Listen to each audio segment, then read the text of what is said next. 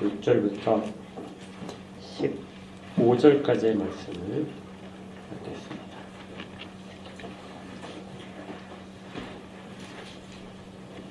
누가복음 1장 6절부터 15절까지의 말씀이요. 우리 한 절씩 교독하며 읽겠습니다. 제가 먼저 6절을 읽습니다. 하나님께로부터 보내심을 받은 사람이 있으니 그의 이름은 요한이라. 그가 증언하러 왔으니 곧 빛에 대하여 증언하고 모든 사람이 자기로 말미암아 믿게 하려 합니다. 그는 이 빛이 아니요 이 빛에 대하여 증언하러 온 자라.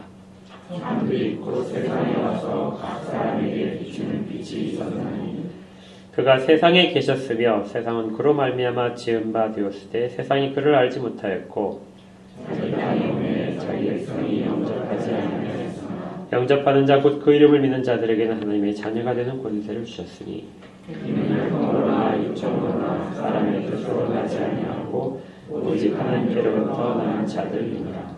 말씀이 육신이 되어 우리 가운데 거하시며 우리가 그의 영광을 보니 아버지의 독생자 영광이요 은혜와 진리가 충만하더라.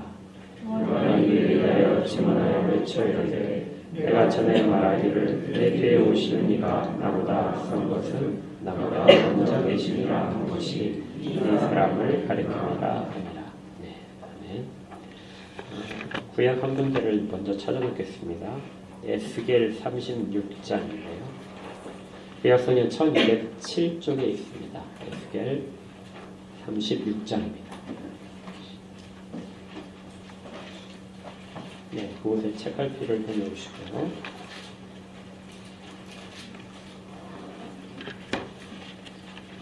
네, 다시 요한복음으로 돌아오셔서 말씀을 함께 듣겠습니다. 우리가 지난번까지 오늘이 벌써 이게 5번째 되는군요. 지난번까지 우리 주 예수 그리스도께서 말씀, 즉 로고스시다, 또 하나님이시다, 또 다른 표현으로는 하나님의 아들이다 하는 표현들을 쭉 살펴보았습니다. 말씀, 그리고 생명, 그 안에 생명이 있었다. 그리고 사람들에게는 생명의 빛이다. 빛이라는 것이었죠. 그리고 이제 오늘은 이제 증인이라는 말로 이제 핵심적인 단어를 가지고 설명을 합니다. 이렇게 주님께서 말씀이시고 또 생명이시고 또 하나님이시라는 걸 쭉 이야기를 했는데 그런 걸 어떻게 입증을 할 것인가?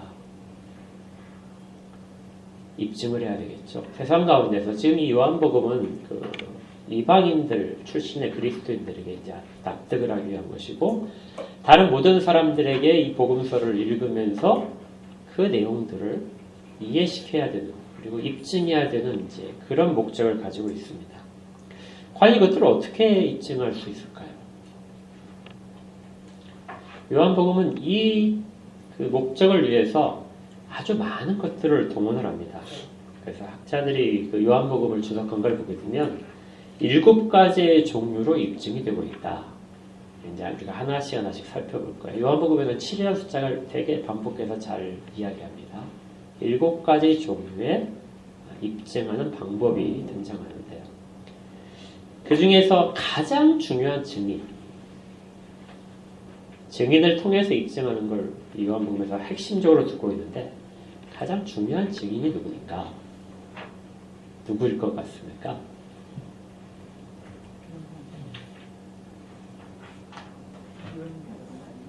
예, 실제적으로 가장 중요한 증인은 우리 주님 예수 그리스도 본인이십니다. 주님께서 이 땅 가운데 나타나신 것만 가지고도 하나님이심을 직접 증명을 하셨어요. 그분의 모든 말씀과 행적들이 이것들을 다 드러내는 것이죠. 그래서 다른 모든 증인들과 증거들이 있겠지만 그 모든 것들은 진짜 증거이신 예수 그리스도만으로서도 충분한데 그것을 사람들에게 들려주기 위해서 다른 많은 증인들이 동원되는 겁니다. 18절에 보게 되면 이렇게 되어 있어요. 본래 하나님을 본 사람이 없으되 아버지 품속에 있는 독생하신 하나님이 나타내셨느니라. 그러니까 아무도 보지 못했는데 스스로를 나타내심으로써 계신 것을 증언을 하신 것이죠. 또 이 계시록에서는 이 부분에 대해서 아주 더 명확하게 이야기합니다. 계시록 1장 5절에 보게 되면 또 충성된 증인으로 죽은 자들 가운데서 먼저 나시고 땅의 임금들의 머리가 되신 예수 그리스도로 말미암아 은혜와 평강이 너에게 있기를 원하노라. 그러니까 우리 주님을 속죄하면서요. 그 모든 것들보다도 가장 앞쪽에 충성된 증인이다. 하나님이시면서 아버지 하나님과의 연관성 속에서 모든 하나님 되심을 드러내신 것들, 하나님의 뜻들을 드러내고 그 다음에 아버지 하나님을 위하여 우리를 나라와 제사장으로 삼으신 모든 것들을 드러내신 분이 참 증인이다. 충성된 증인이다. 이렇게 성경이 이야기합니다. 그리스도는 분명히 충성된 증인으로서 모든 것들을 다 입증하셨습니다. 가장 우리가 신뢰할 수 있는 증인이다. 그러면 주님이죠. 주님의 말씀들은 모든 증언들보다도 더 우선됩니다. 그런데 이것만 가지고는 이제 사람들의 이해가 좀 부족할 것 같죠. 그래서 요한복음에서는 그것들을 입증하기 위해서 주님이 행하신 기적들을 7개를 이야기합니다. 그래서 요한복음은 7이라는 숫자 좋아한다고 그랬죠. 그래서 기적도 7개의 기적을 소개를 합니다. 그 정도면 충분하다 이거죠. 물론 이제 우리가 이걸 하나씩 살펴볼 것입니다. 그런데 이 참 증인이신 충성된 증인이신 그리스도 자신을 제외하고 나서 그리고 나서 이것들을 이야기하는 방식이 또 다른 증인들입니다. 어떻게 보면 이 많은 노력들이 모두가 다 우리 주님께서 로고스이고 또 생명이고 빛이라는 것, 또 하나님이시라는 걸 증거하기 위한 것이죠. 그래서 우리가 첫 시간에 읽었었지만 요한복음 20장에서 이렇게 있었어요. 오직 이것을 기록하면 너희로 예수께서 하나님의 아들 그리스도이심을 믿게 하려 하며 또 너희를 믿고 그 이름을 힘입어 생명을 얻게 하려 함이라. 그러니까 믿는다는 이 내용이 믿게 하는 것이 아주 어렵기 때문에 반복해서 이 부분을 이야기하는 것이죠. 믿는다는 부분을 우리 잠깐 한번 살펴봤으면 좋겠어요. 복음서에서 우리가 보통 믿음 하게 되면 히브리서를 생각을 하고 로마서를 생각하기도 하는데요. 실제로 복음서에서도 이 믿는다는 단어들이 아주 자세하게 반복해서 나옵니다. 내 복음서 중에서 믿는다는 단어가 제일 많이 나오는 복음서가 어딜까요? 퀴즈입니다. 네? 예, 다 눈치가 있으셔야 돼. 요한복음이죠. 다른 복음서에서는 잘해야 누가복음 같은 경우는 9번 정도, 마태복음 11번 정도 이렇게 나오는데요. 요한복음에만 98번이 사용됩니다. 그러니까 8번이나 계속 믿는다는 단어가 반복되고 있는 거죠. 그만큼 요한복음은 믿게 하는 거에 온 초점을 맞추는 겁니다. 그래서 우리가 잘 아는 구절들이 이것과 관련해서 아주 잘 이야기하고 있어요. 12절 우리가 그 읽은 부분에도 있는데요. 영접하는 자, 곧 그 이름을 믿는 자들에게는 하나님의 자녀가 되는 권세를 주셨다. 영접하는 것과 그 이름을 믿는 것은 같은 의미입니다. 그 이름을 믿는 것 자체가 하나님의 자녀가 되는 권세를 얻게 만든다. 또 여러분들 잘 아시는 3장 16절에 하나님이 세상을 이처럼 사랑하사 독생자를 주셨으니 이는 그를 믿는 자마다 멸망하지 않고 영생을 얻게 한다. 그러니까 독생자를 주신 것은 우리로 하여금 영생을 얻게 하는데 그것이 믿음을 통해서만 된다. 믿음에 대해서 아주 강조하고 영생과 관련시키고 있는 걸 보게 됩니다. 또 심판과도 관련이 있어요. 3장 18절에 그를 믿는 자는 심판을 받지 않은 것이요 믿지 아니하는 자는 하나님의 독생자를 믿지 아니하므로 벌써 심판을 받은 것이니라. 심판을 받는 것과 심판을 받지 않는 것의 차이는 믿지 않는 것과 믿는 것으로 갈라진다는 것이죠. 이 믿는 사람들에 대해서 복음서에서 자주 사용하는 것이 이제 제자라는 단어와 증인이라는 단어입니다. 제자들은 표적을 보고 믿는 것에 그치지 않고 예수께서 하신 모든 말씀을 진리로 받아들입니다. 그리고 그대로 삶을 살아가는 자들이죠. 지속적으로 흔들리지 않고 살아가는 자들을 제자라고 부릅니다. 이 제자만이 믿음 안에 거하고 있는 자들입니다. 하지만 가끔은 제자들이 믿음이 작다 하고 책망을 받죠. 어느 경우에 믿음이 작은가? 우리는 믿음이 큰 자일까요? 작은 자일까요? 왔다 갔다 하죠. 실제로 그렇습니다. 주님이 믿음이 크다고 칭찬하시다가도 가끔 믿음이 작다 이렇게 책망도 하신 것 같아요. 때때로 믿음이 작다고 하는 것은 우리의 생계 문제와 살아가고 먹고 사는 문제와 관련이 좀 있습니다. 주께서 책망받은 자들 가운데 우리가 내일 무엇을 먹을까? 무엇을 입을까? 여기에 대해서 불안감이 쌓이고 그리고 주님이 도우실까 하는 것에 대한 확신이 부족해질 상태가 있어요. 이때를 뭐라고 하냐면 믿음이 작다 이렇게 하는 거죠. 마태복음에 오늘 있다가 내일 아궁이에 던지는 들불도 하나님이 이렇게 입히시거든 하물며 너일까 뭐냐 믿음이 작은 자들아. 그러니까 먹고 사는 문제를 걱정하는 것, 내일의 문제에 붙잡혀 있는 것, 이것이 믿음이 작은 자들에 대한 속성입니다. 또 현실의 위협 속에서 두려움을 갖게 되는 것, 그것도 역시 믿음이 작은 자들아 책망이 따르고 있어요. 풍랑 속에서 무리를 걸어가던 베드로가 물결을 보고 나서 빠져들게 되죠. 믿음이 작은 거고요. 제자들이 배를 타고 가면서 주님이 계신데도 불구하고 그 풍랑 때문에 두려운 마음이 들었을 때 그때도 믿음이 작다고 합니다. 주변의 환경이 우리의 믿음을 흔들 때가 있는데 흔들릴 때를 믿음이 작아졌다. 쉬운 표현으로는 쪼잔해졌다. 이렇게 생각하시면 돼요. 쪼잔해진 믿음을 우리는 때때로 갖습니다. 또 믿음이 작은 경우는 인간적인 사고에 매여 있을 때 인간적인 우리 생각으로 봤을 때 이것이 더 합리적이고 하니까 성경 말씀이 좀 믿어지지 않아요. 어떤 때는 다 믿어지다가도 합리적으로 생각하기에는 믿어지지 않을 때 이때도 역시 믿음이 작다고 생각합니다. 계산을 해서 결과가 이렇게 나와야 되는데 그것을 뛰어넘는 것에 대해서는 잘 믿기지 않는 것이죠. 또 자기를 축소시키는 경향에 대해서도 믿음이 작다 이렇게 얘기합니다. 주님께서 어떤 일들을 맡기시는데 맡기신 일을 내가 감당할 수 없습니다. 나는 도저히 그런 제목이 아니고요. 나는 그런 실력도 없습니다. 이렇게 스스로 생각할 때 그때 주님의 책망이 믿음이 작은 자다. 우리 지난주에 그 직분자 선출에 대해서 살펴봤을 때 직분자 선출할 때 하나님이 선택하시고 부르셨다는 것들을 어떻게 아느냐 했을 때 교회가 그 사람의 믿음을 보고 그리고 그 사람의 모든 그 재능들과 은사들을 보고 그 직분의 후보자로 선출을 하고 그렇게 해서 정당한 합법적인 절차를 거쳐서 선출한 것을 하나님의 뜻하심으로 받아야 되는데 나는 여전히 부족합니다. 이렇게 하는 경우에는 이제 믿음이 작은 자가 되는 것이죠.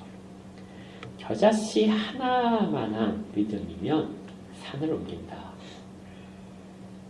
우리가 우리 자신으로 보게 되면 도저히 불가능하지만 그 일을 맡기실 때에는 하나님이 능력도 주시고 은사도 주신다는 것을 믿는 것. 이것이 믿음이 작은 것을 뛰어넘는 것입니다. 이처럼 믿음을 가진다, 믿게 한다는 말은 제자됨으로써 아니면 신자가 가지고 있을 수 있어야 되는 모든 자질과 성품들과 그의 결단들을 모두가 다 포함하는 것입니다.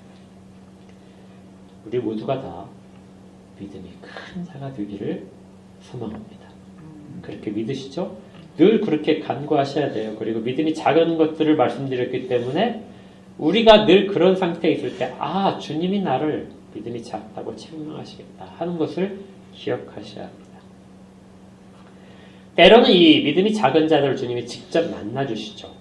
아니면 정말 감당할 수 없는, 설명할 수 없는 체험을 하게도 만드십니다. 그런데 대부분의 경우에는 사람의 말을 통해서 그것들을 들려주십니다. 믿게 만드는 것이요. 대부분의 통상적인 방법은 사람이 전하는 말과 증언들을 통해서 이루어지는 것이죠. 그 사람들을 증인이라고 합니다. 우리가 지금 그 요한에 대해서 지금 이제 앞으로 살펴볼 텐데요. 7절에 보니까 이 요한이 둘이 나와요, 지금. 그래서 1장에서 요한이 둘이 나오기 때문에 계속 혼동하시면 안 돼요. 하나님으로부터 6절에 하나님께로부터 보내심을 받은 사람이 있으니 그의 이름은 요한이라. 우리가 이 사람을 특별히 세례자 요한이다. 이렇게 이야기하죠. 그가 뭐하러 왔다고요? 증언하러 왔습니다. 곧 빛에 대하여 증언하고 모든 사람이 자기로 말미암아 믿게 하려 함이라. 믿게 하는데 그걸 위해서 온 자, 증언하기 위해서 온 자가 바로 증인이고 제일 첫 번째 증인으로서 요한복음에서 소개되는 사람이 세례자 요한입니다. 이 증인들을 통해서 예수 그리스도가 하나님이심이 드러나게 되는 것이죠. 사실 요한복음은 주님의 공생의 기간을 쭉 설명하지만 앞뒤에서 그리고 중간중간에서 증인들로 가득 채워놓습니다. 그러니까 공생의 기간에 주님께서 가르치시고 행하시는 모든 사역들은요. 주변에 그 중간중간에 증인들의 입과 고백들을 통해서 빛나게 돼요. 성경 전체도 그렇습니다. 주님께서 이 땅 가운데 오셔서 모든 고통을 받으시고 십자가에서 죽으시고 부활하신 것까지의 모든 일들을 다 증인들이 둘러싸고 있어요. 구약에서도 그 증인들이 등장을 하고 그리고 주님 부활하신 이후에 교회의 출발, 오순절 이후에 모든 사람들도 증인으로서 그것들을 이야기하죠. 히브리서에서는 이런 사람들을 이렇게 말합니다. 히브리서 12장 1절에 이러므로 우리에게 구름같이 둘러싼 허다한 증인들이 있으니 허다한 증인들이 있다는 거죠. 모든 무거운 것과 얽매이기 쉬운 죄를 벗어버리고 인내로서 우리 앞에 당한 경주를 하며 믿음의 주요 또 온전케 하시는 이 예수를 바라보자.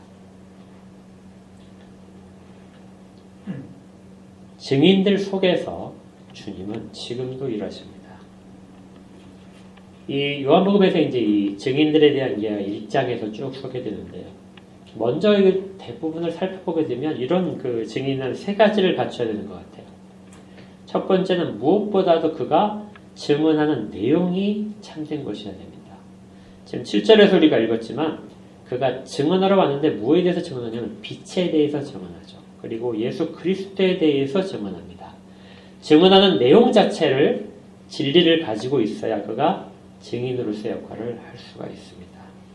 이건 이제 우리가 좀 다음 주에 살펴볼 거고요. 두 번째는 하나님이 보내셔야 됩니다. 6절에 보니까 이렇게 되어 있어요. 하나님께로부터 보내심을 받은 사람. 증인은 자기 힘으로 설 수 있는 자들이 아닙니다. 우리 요한복음에서는 주께서 그리스도께서 하나님이 이 땅 가운데 보내셨다 이런 표현들도 사용을 해요.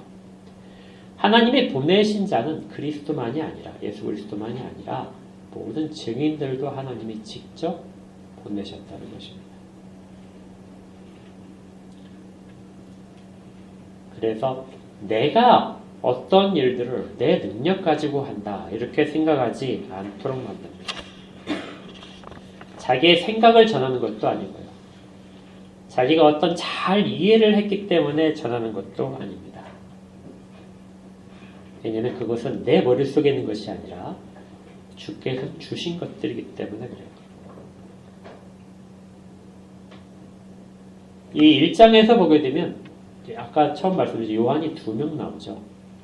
그래서 우리가 지금 읽은 그 1절부터 6절부터 15절까지의 내용도 사실은 잘 보시면 원래는 이제 27절까지 읽어야 되는데 세례자 요한을 등장시키면서 중간중간에 이 세례자 요한의 이야기가 쪼개져 있어요. 한번 우리 거기는 한번 살펴보겠습니다. 6절을 보시면 6절부터 7절까지를 보시면요. 세례자 요한에 대한 이야기를 해요. 8절까지. 그리고 나서 9절부터는 좀 다른 이야기를 합니다. 14절까지는 다른 이야기를 하다가 15절에 요한이 다시 나와요. 그러니까 9절부터 14절까지를 빼고 8절 다음에 바로 15절로 넘어가게 됩니다. 그리고 15절을 읽은 다음에 19절로 다시 넘어가면 요한의 이야기가 계속되죠. 그러니까 마치 하나의 요한에 대한 이야기를 중간중간에 잘라놓은 것입니다. 그러면 그 잘라놓은 중간중간에는 무엇이 들어가느냐? 또 다른 증인의 이야기가 있는 거예요. 그것이 사도 요한의 이야기입니다. 그래서 1장은 아주 정말 절묘하게 만들어져 있어요. 세례자 요한에 대한 이야기를 쭉 하면서 그가 증인인데 그 증인의 이야기를 소개하면서 잠깐 또 다른 요한, 사도 요한이 이것들을 설명을 붙이는 것이죠. 이렇게 주고받는 이런 식의 대화를 통해서 그 모든 증인들의 일들을 더 아주 선명하게 드러내게 됩니다. 그러면서도 먼저 이 세례자 요한이 참다운 증인으로서 모든 증인들보다 우선해서 소개가 돼요. 많은 증인이 있는데 왜 세례자 요한이 가장 중요한 증인으로서 가장 먼저 등장을 하느냐? 여러 가지 이유가 있겠죠. 그렇지만 다른 것보다도 더 이 세례자 요한은 예수님보다 먼저 사역을 시작했습니다. 보통의 우리가 증인이란 말을 쓸 때는 어떤 말을 쓰냐면요. 우리가 경험하고 체험한 것들, 내가 본 것들, 그것을 사람들 앞에 증언을 하게 되죠. 복음서에 나오는 많은 증인들, 땅끝까지를 내 증인일 것이다 이렇게 말씀하실 때에도 그 증인들은 모두가 다 본 것들에 대한 증인들입니다. 가르침을 받은 것들이고요. 그런데 유일하게 증인으로 소개된 사람은 한 사람만 자기가 예수를 보기 전에 예수에 대해서 알고 있습니다. 그리고 예수를 증거하고 있어요. 그것이 세례자 요한입니다. 15절에 보니까 이렇게 돼 있어요. 요한이 그에 대하여 증언하여 일체로되, 이게 예수님을 만났을 때 이야기입니다. 요한이 그에 대하여 증언하여 일체되 내가 전에 말하기를 내 뒤에 오시는 이가 나보다 앞선 것은 나보다 먼저 계심이라 한 것이 이 사람을 가리킵니다. 그러니까 예수님을 보고 나서 예수님에 대한 설명을 해주는데 내가 이전에 말했던 바로 그분이다. 근데 그분은 어떤 분이냐면요. 내 뒤에 오시는 이가 나보다 앞서 있다. 나보다 먼저 계신 분이다. 그분이 바로 내가 그렇게 계속해서 반복해서 이야기했던 그분이 바로 이 예수다 하고 이야기한 것이죠. 분명히 요한보다 나중에 오십니다.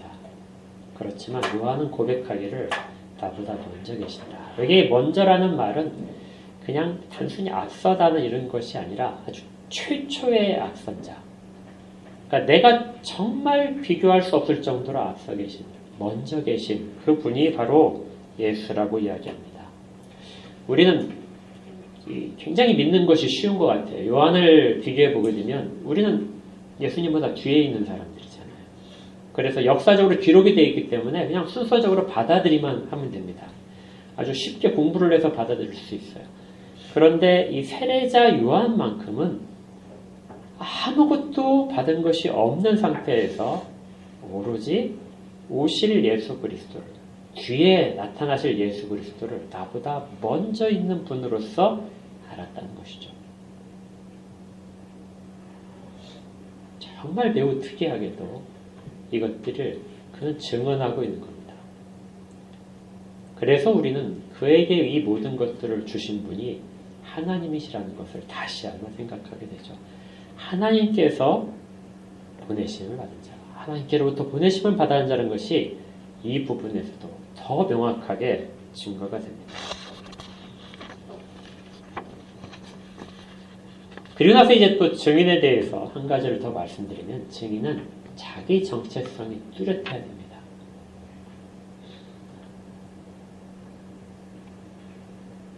오늘 그 주로 이야기할 부분이 바로 여기에 관련되어 있는데요. 증인이란 말이 여기에서 파생된 말이 순교자라는 말입니다. 그러니까 증인이란 말과 순교자라는 말은 어원이 동일해요. 그래서 때로는 같은 단어를 쓰기도 합니다. 순교를 한다는 건 뭘까요? 왜 증인이란 말과 순교자가 같은 말로서, 같은 어원으로서 연결되어 있을까요? 이것은 자기가 증언하는 내용에 대해서 자기의 생명을 건다는 뜻입니다.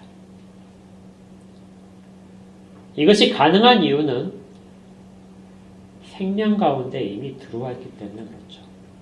순교는 육신의 생명을 잃는 것입니다. 그런데 육신의 생명을 잃는 것이 두렵지 않은 것은 내게 이미 영원한 생명이 있기 때문이죠. 요한복음에서 중요한 것은 영생을 얻게 하는 것이다. 영생을 얻은 자들에게 있어서 영생에 대한 약속을 확신하는 자들, 믿는 자들에 있어서는 육신의 생명이 잠깐 끊어지는 것에 대한 두려움을 그다지 느끼지 않게 되는 거죠. 그래서 그들은 그 생명에 관한 일들을 증언하기 위해서 자기의 목숨을 잃는 그 상황 속에서도 갈 수 있었던 것입니다. 자, 이제 정체성에 대한 이야기를 좀 더 집중적으로 한번 해보겠습니다.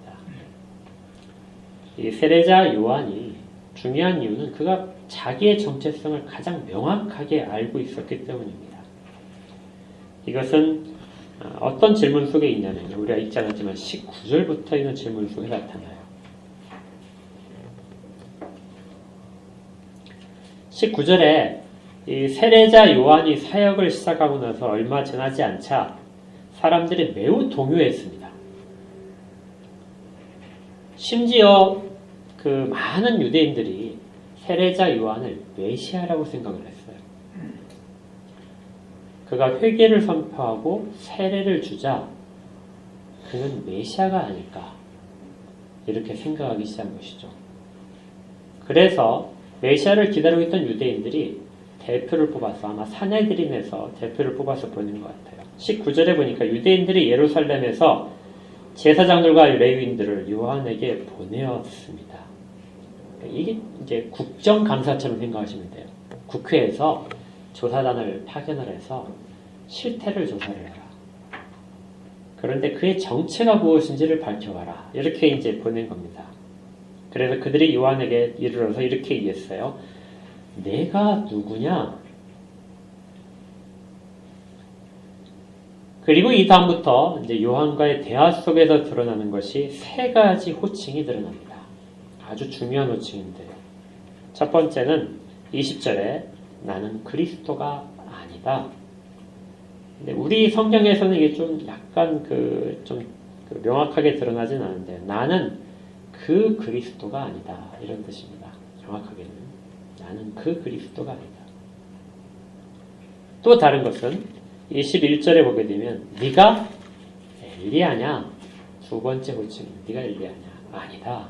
세 번째 호칭은 네가 그 선지자냐? 그냥 선지자란 말이 아니고요. 그 선지자냐? 하고 물어보게 됩니다. 그 그리스도냐? 엘리야냐? 그 선지자냐? 이 세 가지 명칭은 구약에서 이스라엘 백성들이 알고 있는 메시아에 대한 호칭입니다. 그리스도란 말은 기름 부음을 받은 자죠. 그런데 단순한 기름 부음을 받은 자가 아니라 모든 압제로부터 종된 상태로부터 이스라엘을 구원을 정치적인 지도자를 말합니다. 그리고 선지자들이 그렇게 늘 예언했던 바로 그 정치적인 지도자, 구원자가 그 그리스도죠. 이스라엘 백성들은 로마의 압제에서 그리고 바벨론의 압제에서 이것을 늘 기다리고 있었습니다. 두 번째는 엘리야라는 호칭인데 엘리야라는 호칭은 그냥 그 사람 이름이죠. 죽지 않고 하늘로 들림을 받은 자, 하늘로 올라간 자가 엘리야입니다. 그리고 유대인들은 그 엘리야가 다시 온다고 생각을 했어요. 그리고 그 엘리야가 와서 메시아가 오는 길을 예비한다. 그리고 메시아에게 기름 부음을 줄 것이다. 마치 사무엘이 다윗에게 기름을 부은 것처럼 그런 역할을 할 엘리야를 기다리고 있었던 것이죠. 그리고 때로는 메시아에 대한 다른 호칭으로 엘리야가 사용됩니다. 세 번째는 그 선지자죠. 이 그 선지자는 모세가 예언했던 선지자입니다. 내 형제 중에서 나와 같은 그 선지자 하나를 세울 것이다. 그 선지자가 오기를 이스라엘 백성들은 계속해서 기다리고 있었죠. 그래서 모세처럼 그렇게 사역을 할 것을. 백성들 가운데 법을 선포하고 하나님 앞에서의 제사를 회복하는 그런 메시아를 기다린 것이죠. 그런데 세례자 요한이 하는 역할이 비슷했던 겁니다. 왜 비슷했냐면 아까 우리 에스겔에서 찾아봤죠. 이제 에스겔서를 보겠습니다. 에스겔 36장에 24절부터 읽을게요.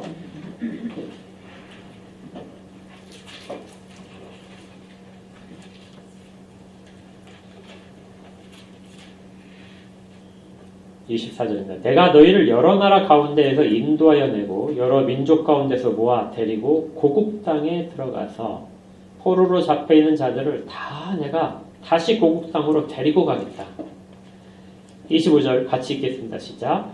맑은 물을 너에게 뿌려서 너희로 정결하게 하되 곧 너희 모든 거룩한 곳에서와 모든 우상 숭배에서 너희를 정결하게 할 것이며 물을 뿌려서 맑은 물을 뿌려서 너희를 정결하게 할 것이다. 이전에 그 더럽혀졌던 우상 숭배와 모든 죄악된 곳으로부터 세례를 주어서 물로 세례를 주어서 너희를 거룩하게 만들 것이다. 그런데 23절 바로 위에를 보게 되면 이렇게 되어 있어요. 그들이 거룩해지는데 그들의 더럽혀진 것을 다 씻어내시는데 그 행동 자체를 하나님께서 어떻게 말씀하냐면 23절에 여러 나라 가운데서 더럽혀진 이름 곧 너희가 그들 가운데서 더럽힌 나의 큰 이름을 내가 거룩하게 할 것이다. 이스라엘 백성들이 물로 세례를 받게 되고 더러운 것들을 씻어내는 행위를 하나님께서는 뭐라고 하시냐면요.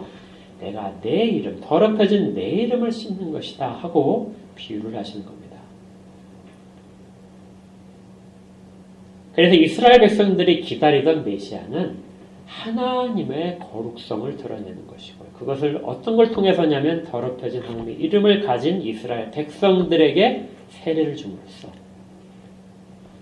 그렇게 하나님의 거룩성을 회복시키는 것. 이것이 하나님이 세우신 자 메시아의 역할이라고 봤던 것입니다. 그러니 세례자 요한이 하는 모든 행위들은 에스겔서 36장에는 예언대로 그것들을 이루는 자로서 그들 가운데서 비춰졌어요. 그래서 물었던 겁니다. 네가 그 메시아냐? 엘리야냐? 아니면 그 선지자냐? 그런데 요한의 대답은 아니다. 그러자 그렇다면 네가 무슨 권위를 가지고 세례를 주느냐? 그리고 왜 백성들에게 회개하라고 선포하느냐? 너는 그런 존재가 아닌데 하고 물어보는 것이 그렇다면 너는 누구냐 하는 것이죠. 그러자 요한은 이사야 40장 3절을 인용해서 이렇게 말합니다. 나는 주님의 길을 곧게 하라고 광야에서 외치는 자의 소리다. 여기에서 중요한 표현이 소리라는 표현입니다. 소리는 사람들의 음성을 말해요. 그런데 이것이 무엇과 비교가 되냐면 앞에 있는 말씀, 로고스와 비교가 됩니다. 로고스도 말씀이고 들려지는 것인데 이 요한은 그것을 구별해서 나는 사람의 음성일 뿐인 이 소리다. 로고스가 아니라는 것이죠. 나는 사람들에게 생명을 주는 자가 아니라 생명을 전해주는 자이다. 나는 빛이 아니라 빛에 대해서 증언하러 왔을 뿐이다. 나는 창조의 능력과 생명을 일으키는 말씀이 아니라 그것을 전하는 소리일 뿐이다. 이것이 요한이 가진 정체성이었습니다. 그리고 내가 지금 이 일을 하는 것은 그 말씀이 오실 거에 대한 증거다는 것이죠. 그러면서 아주 유명한 그분 나는 물로 세례를 주거니와 그분은 너희들에게 성령으로 세례를 베푸실 것이다 하고 이야기합니다. 그런데 이건 에스겔서 거기에 있는 그대로 말씀이에요. 아까 읽었던 에스겔서 36장에 26절에 이렇게 되어 있어요. 또 새 영을 너희 속에 두고 새 마음을 너에게 주되 너희 육신에서 굳은 마음을 제거하고 부드러운 마음을 줄 것이며 또 내 영을 너희 속에 두어 너희로 내 율례를 행하게 하리니 너희가 내 규례를 지켜 행할지니라. 나는 물로 세례를 주어서 너희를 정결하게 하겠지만 실질적으로 너희들을 구원하고 있는 것은 너희들을 정결하게 하는 것은 너희 속에 하나님의 영이 있게 하는 겁니다. 그분은 너희를 성령으로 세례를 주실 것이다. 요한은 이렇게 증인으로서의 역할들을 충실히 감당했습니다. 그리고 나는 그분의 신발끈을 낼 그런 자격도 없는 자다.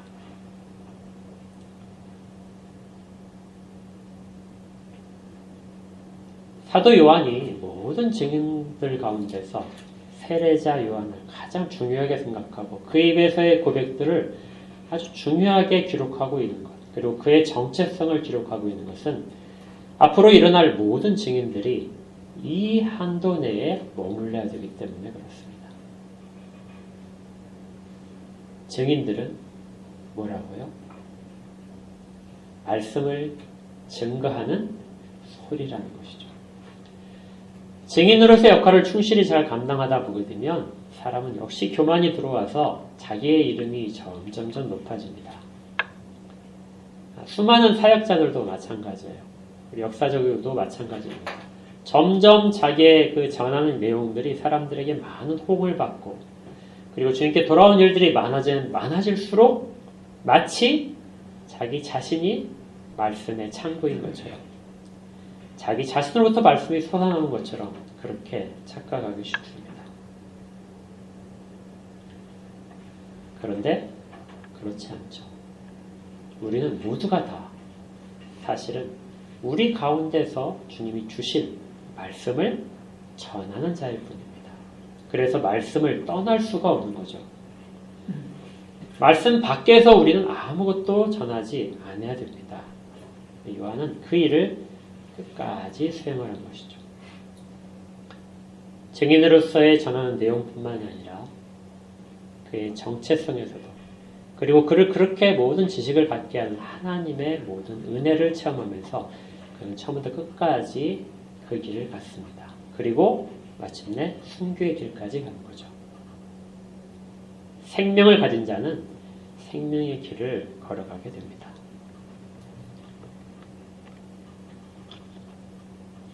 이제 우리가 보통 사용하는 우리를 증인이라고 하는 말을 한번 생각해 봐야 돼요. 결론적으로 요약을 하게 되면 우리는 구원받는 자이면서 동시에 그것이 인생의 목적의 다가 아닙니다.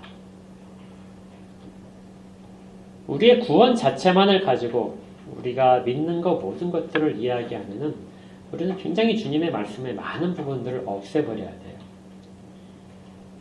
믿게 하는 것, 구원받는 모든 것과 동시에 우리는 증인으로서 세워지게 되는 겁니다. 증인이라는 입장에서 그런 본분에 있어서 우리는 모두가 다 동등하죠. 우리 교회 정관에도 모든 우리가 그 직분에 있어서의 차이는 있지만은 증인이라는 이 부분에 있어서는 전혀 차이가 없다 하고 우리 정관도 밝히고 있을 거예요. 모든 신앙 고백서들이 이 부분을 아주 강조합니다. 각자가 다 증인으로서 하나님이 보내신 자이고 그 정체성을 깨우친 자이고 그리고 그 가운데 생명이 있는 자들입니다. 그래서 우리는 각자가 다 증인으로서 이 세상 삶을 살아가는 것이죠.